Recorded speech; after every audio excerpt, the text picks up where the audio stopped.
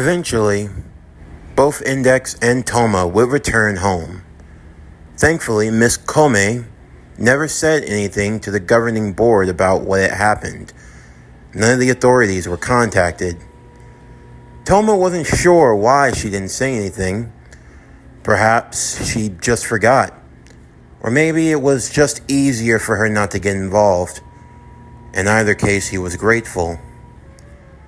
As Index awoke late that evening, after having spent the whole morning taking a deep nap, she awoken to see Toma sitting there, with that usual look of pondering on his face, holding a tea sphere in his hand.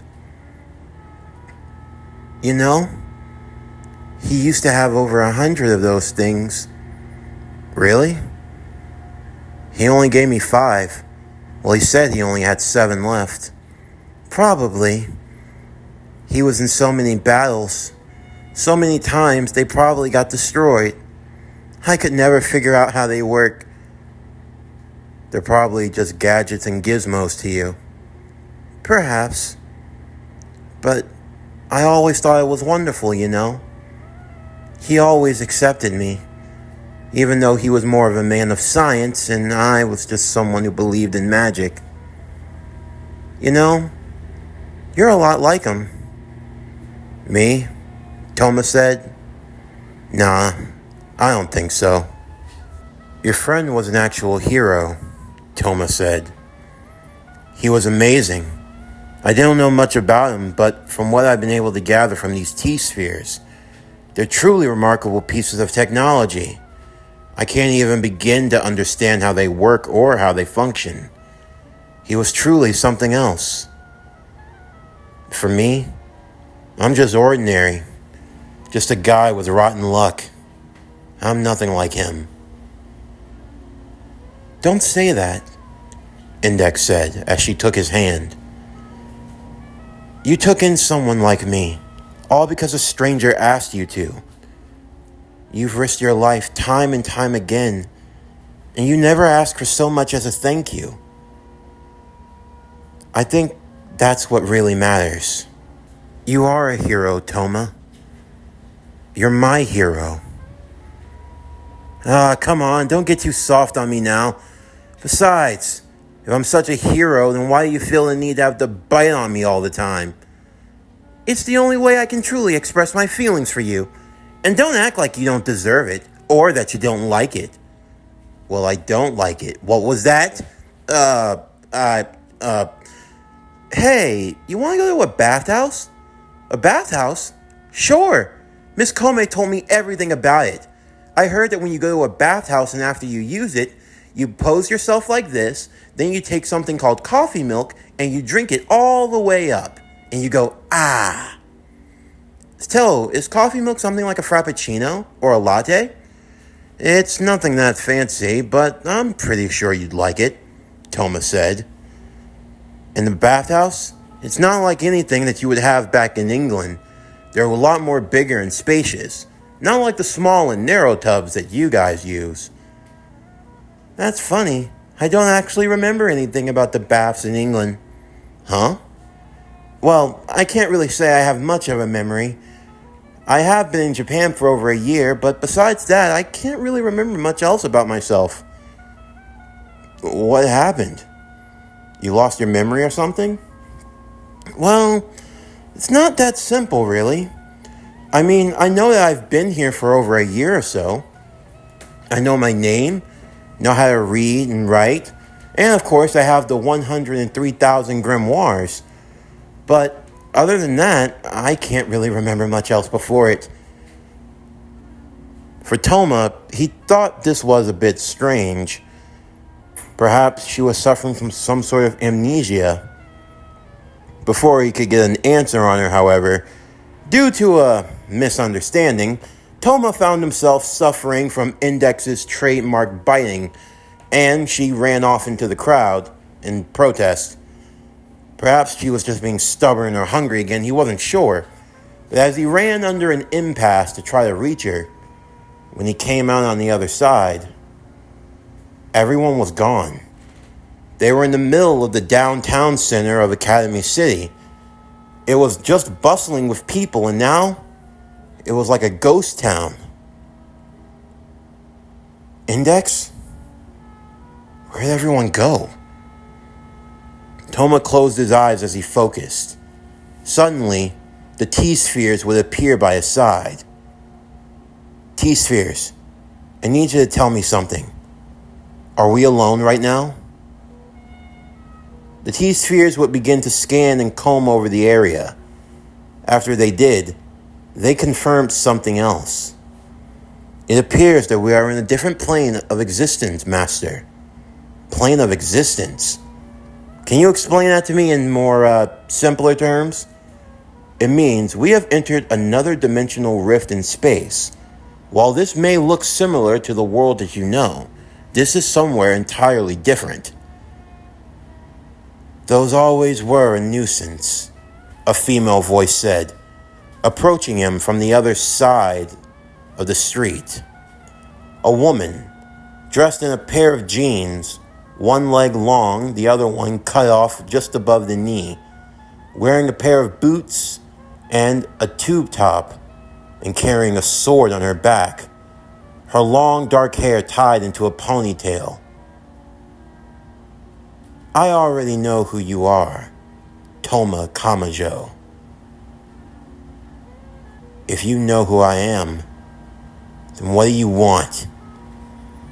My name is Kaori Kinozaki.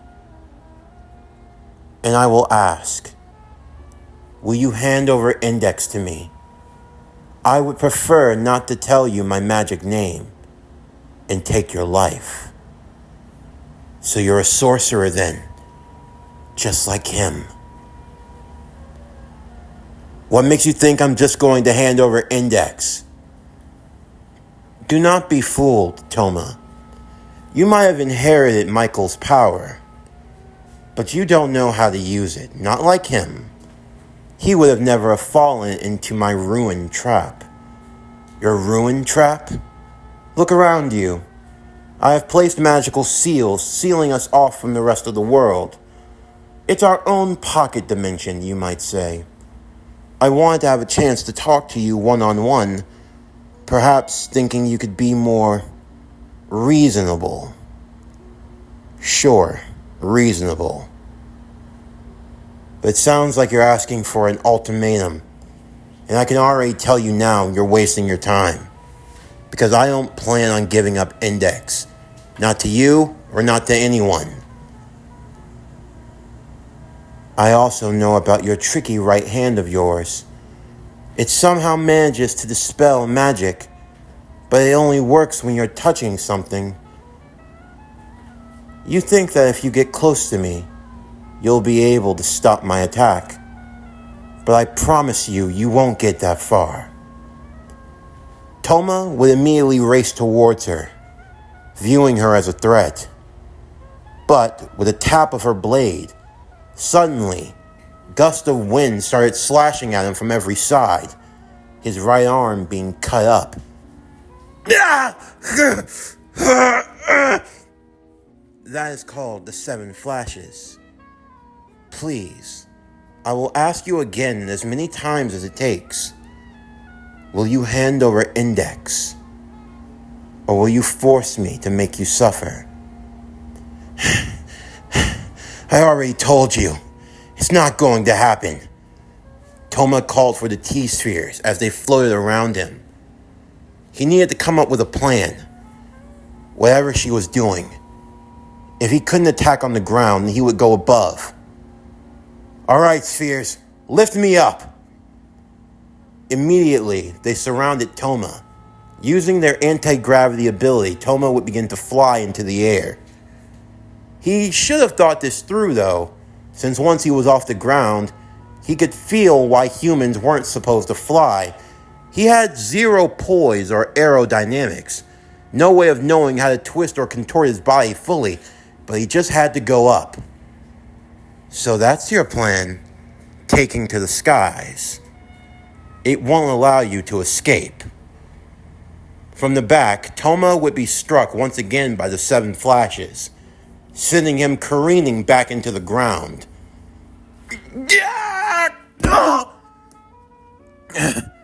I told you, you're nothing like Michael. He would have never fallen for this technique, nor would he have been foolish enough to try to fly.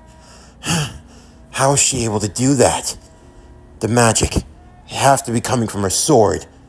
Fine, then I'll just take it out of her hands. Toma would send 2 of his 5 T-spheres, sending them whizzing straight towards her, attempting to knock her off her feet, but she was able to dodge and avoid them with elegance. I may not understand everything about technology, Toma, but I'm not dumb. The way the T-spheres work, they're controlled by the mind through the use of that mask of yours. But do you know something about the brain? All of them work at different rates, different speeds. Whenever I clashed with Michael, he only had to use 1 T-sphere to knock me down. Yeah? Well, let's see if you can dodge all of them. Toma would send all 5 now, careening towards her. Every time he thought he had her pinned, she managed to avoid at the last second. Damn it! Why can't I get a read on her? She suddenly appeared right behind him, the T-spheres coming in at the last moment. Before Toma could stop them, they slammed right into his body, knocking the wind out of his chest as she flipped him over onto the ground.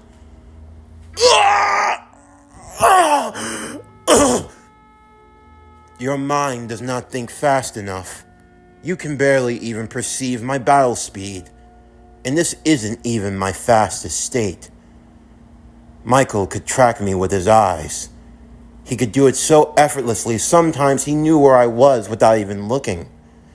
Yes, the difference between you and he is night and day. You got lucky against Magnus. You threw him off of his guard.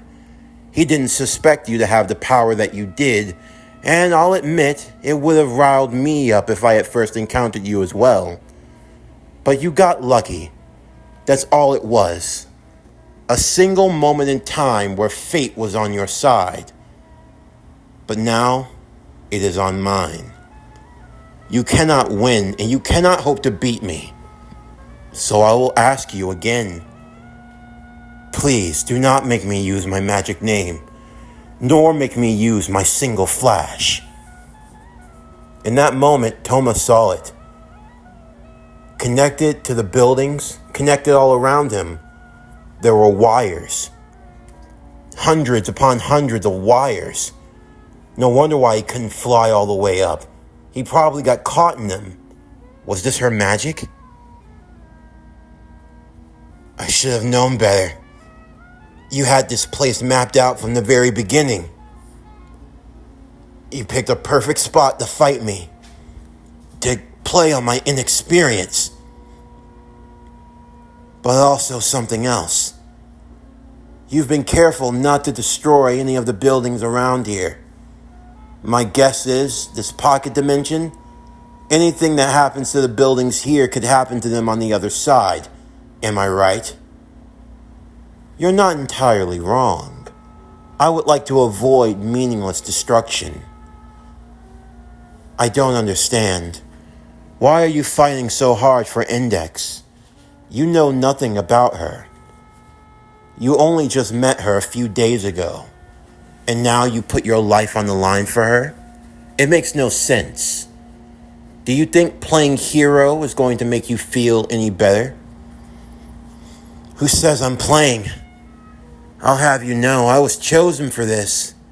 I can't say why or for what reason, but if I was entrusted to protect Index, seeing the type of people that are going after her, what, you think I'm just going to look away? Besides, why do you even want to attack her? What did she ever do to you? She has done nothing. She is a part of Necessarius just as I am. Necessarius, a branch of the church. So if you're from the same side, why would you attack her? I have to. It is my duty. Your duty? Make no mistake, I didn't know that the walking church had been compromised. If I had, I never would have attacked her as hard. I am truly sorry for this. Sorry doesn't even begin to cut it. She was in such a critical state, so beat up and bloody. You think a sorry is going to fix anything. You're supposed to be on the same side, and yet you and your friends hunt after her like she's a monster. I'm sorry, but I'm not going to give her up, not to you. She would bury the blunt end of her sword and hilt into his gut. Why? Why do you continue to make this difficult? What do you think any of this is going to prove? I'm not trying to prove anything. All I know is she needs me. Besides, why even hunt her in the first place? What did she do wrong? She did nothing wrong. What I'm doing is to protect her. Protect her? You call slashing her in the back protecting her? As I'm sure you are aware, she has a photographic memory. Yeah, what about it? That photographic memory, it's a tricky thing for the brain to handle. You don't just remember information, you remember everything. Everything you see, every detail, every moment in time. The human brain, it can only store but so much. Humans are naturally forgetful. If humans remembered everything from the moment of their birth all the way to death, the brain, in a way of speaking, similar to a computer or a hard drive, would be overloaded. And if that were the case, well, it would cause someone to die, to grow mad. Because of that, the brain naturally has to forget useless information. It's the only way that someone can survive. But Index, she does not have that ability. She remembers everything, from the different patterns of the raindrops, from everything she sees on a billboard or a magazine, every face that passes in the crowd. That becomes information that's stored in her brain. 85% is already dedicated to the grimoires, leaving her with just 15%. 15% that easily gets filled up in just a year's time. So why? Why are you?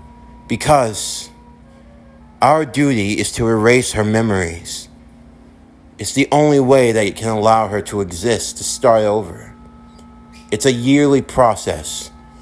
Both Magnus and I, we have taken on the burden of being the ones who will erase her memory. Erasing her memory? Making her forget everything? Then why would you have to hunt her? Because it's not easy. I've tried everything. I would write down a whole book, a full year's worth of memories, and it wasn't enough. It's like every time she becomes a completely new person. Do you know what it's like to watch your friend forget everything time and time again? It's like watching them die. We couldn't do it. Magnus and I, we have been protecting her this whole time. Protecting her, protecting yourself. What? Throughout that whole spiel, never once did I hear you talk about how you felt sorry for Index. No, it's only been about yourself. You're supposed to be a sorcerer, right? You're supposed to have all of this power. You can do anything. And this was the best idea you can come up with? Scaring her, hunting her down like a dog? The process isn't painful, and that's not a justification. How long has this been going on? For as long as she's been alive? How many years? How many times? You're supposed to be allies? Don't make me laugh. Friends wouldn't do that to friends. You don't know anything. You don't know the pain that it puts us through. Magnus or myself. But you get to sit there and judge us. You self-righteous prick. Self-righteous? That's funny. Coming from people who claim to belong to a church. And what's that supposed to mean? You call yourself a sorcerer, damn it. Magic is supposed to be limitless. Index even told me herself. The grimoires. It's enough power to completely change the world. So don't tell me that magic that powerful doesn't exist. Don't tell me that it's not capable, that it can't be done. Hell, the very essence of magic is to believe in faith, to believe that the impossible can become possible. Working forces, phenomena greater than that of any man's comprehension. That's what you claim to follow, what you claim to believe. But you take the easy way out. Has anyone the Necessarius even once tried to figure out a way to save her memories and the grimoires? No. You want to protect the grimoires. They're the only thing that matter, right? Even though they're said to be a great evil, a power that could corrupt any man's soul. So which is it? Huh? They're all good, they're all evil? You guys don't even know. You talk about keeping the peace, about keeping the balance in the world. Please. You're no different than any other organization that's ever come along wanting power. But you pretend to be different. You say that you're not like the rest. How long do you have to fool yourself? Huh, Kaori? Toma would take advantage as he grabbed her by the wrist. You have more power than I do. You can make anything happen. So why? Why can't you help Index? Because it's too late! She struck him in the chest once again, sending him flying. There are only 3 days left, Toma. If her memory is not wiped within 3 days' time, Index is going to die. You don't think we've tried? You don't think that we've looked through every process that could possibly work? What? Do you think we just sit on our asses? Who the hell do you think you are? Well, man of science, what would you do? Do you have any way of saving her life? If so, I would love to hear it. But you don't. You have no way to save her. You have no power. You have no right. You have no authority to speak. And I don't have to suffer you any longer. Tell me where Index is. I'll find her the easy way or the hard way. But at the very least, you don't have to die. But I have no qualms with taking your life. If that's true, you would have done it already. But you don't have the heart to do it, do you? You don't have the heart to kill me. You're not a killer. That's what you think. She would attempt to run her blade through Toma. But what she found herself stabbing was nothing more but a hologram. Sorry about this. Immediately, the ruined symbols would be attacked, causing the dimensional shift to change as Magnus would appear beside her. You know, maybe next time don't tell him about the runes, he said as he finished his cigarette. That little weasel. He couldn't have gotten far. He won't. You saw how badly you destroyed his right arm, didn't you? If that arm negates magic, it means he can't be healed. When Index finds out, she's going to have to work on him the good old-fashioned way. They're going to be stuck wherever they are. We know where he lives. He doesn't have anywhere else to hide. He might be clever, but he's not that clever. We just have to wait. Toma would awaken the next morning with Index bandaging his right arm. Index? I'm glad you're finally awake. Unfortunately, your right arm rejects all forms of magic.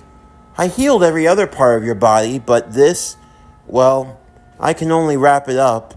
It'll take time. I'm alright with that. It's better that it just heals naturally. Is that because you choose to denounce magic? No, it's not because of that. It's, well, sometimes there are some things that magic just can't fix. Some things you just have to wait and let heal on its own. You got into a fight again because of me, didn't you? Huh? You're always getting hurt because of me. I'm really sorry. You don't have to apologize for anything, Index. It's all right. I'll fight for you, no matter what. Suddenly, there was a knock on the door as it began to open. Miss Komoe would arrive, announcing that Toma had guests looking for him. Toma would immediately get up from bed with Index, as Magnus and Kaori would be waiting. I told you, they weren't going to be hard to find. You two. Come on, kid. We already know how the right arm works. As powerful as you might be, you have your limits. You're in no condition to fight. Surely you know this. Damn, Toma thought. He wasn't wrong about that. And before you think about it, you won't use your T-spheres. Not here, of course. After all, this apartment complex is filled with a lot of innocent bystanders. For what it's worth, I don't think you're a heartless monster. At least, I know you won't prove me wrong. You wouldn't endanger hundreds of lives just to save yourself and Index. You guys don't have that in you. So that was your plan? To injure me up so I couldn't get away. And then you were going to use everyone else as hostages. You make it sound like we're criminals, kid. No one's a hostage.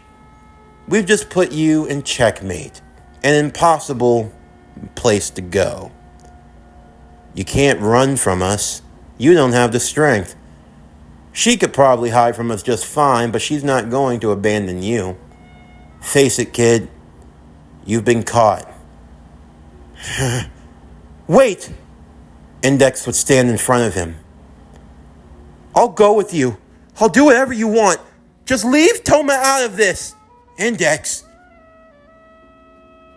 At least she's being reasonable. Come on, kid. You don't want to keep fighting this. You know the truth and you know what's going to happen. I don't want to fight you. I don't want to kill you. But Index is coming with us, whether you like it or not.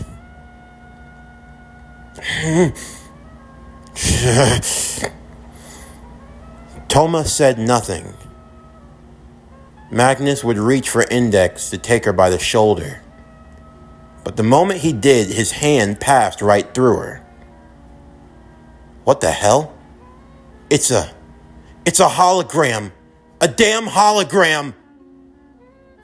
Toma would then smirk as Index stood next to him. I apologize for the inconvenience. That bastard, Magnus said. We've been tricked. Suddenly, the holograms in the room would disappear, and now there was just a singular Toma and a T-sphere hovering above. You really wanted to underestimate me. Big mistake. Kaori, you should have gone for the kill. Actually tried to take my life. Maybe then I would have had reason not to have pause for suspicion. But the way you fought me, it was almost as if you wanted me to survive. You made sure to target my right arm. You cut me up pretty badly. And you know it can't be healed with magic, so you thought you'd have the advantage. Look, I don't know you very well, and I can't say I agree with your methods, but I do know this. Your hearts aren't entirely darkened. You aren't truly stained with sin. If you were truly the heartless monsters that you pretend to be, you would have taken my life no problem. You and Magnus could have worked together and killed me. But no, you thought you could come up with another way. Well, that was your own undoing. I've taken Index, and I'm going to find a way to save her and her memories, no matter what it takes. You idiot, Magnus said. Just hand her over now. You don't know what you're getting yourself into. I swear, if Index dies because of you, there is nowhere in the world where you will be safe. I don't care how many of those freaking T-spears that you can conjure up. I will burn you to ash. And I will rip you apart. I know. That's why I don't plan to fail. Magic has run its course. Now it's time for science to have a turn. They immediately turned to Miss Kamijo, who also was a hologram. The T-spheres would whiz out of the windows, flying off to whatever location Toma was calling them to.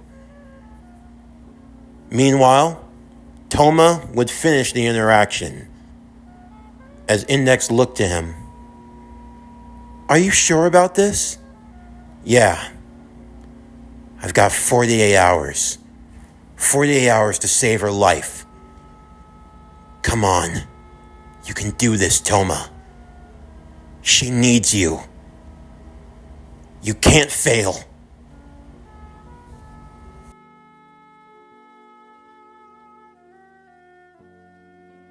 This concludes A Certain Magical Index, Sage of Knowledge.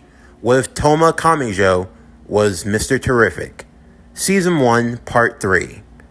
As always, if you enjoyed today's video and everything else that we have to offer, then please don't forget to like, comment, subscribe, share, and hit that bell for post notifications so you can stay up to date on everything that is PowerCore Productions and Podcastings that's to come out now and in the future. Stay tuned next week as we continue with A Certain Magical Index, Sage of Knowledge. What if Toma Kamijo was Mr. Terrific? Season 1, Part 4. But anyway, that's going to do it for the end of today's video. I'm Javon Harrington with PowerCore Productions and Podcastings, signing off, and I'll see you next time.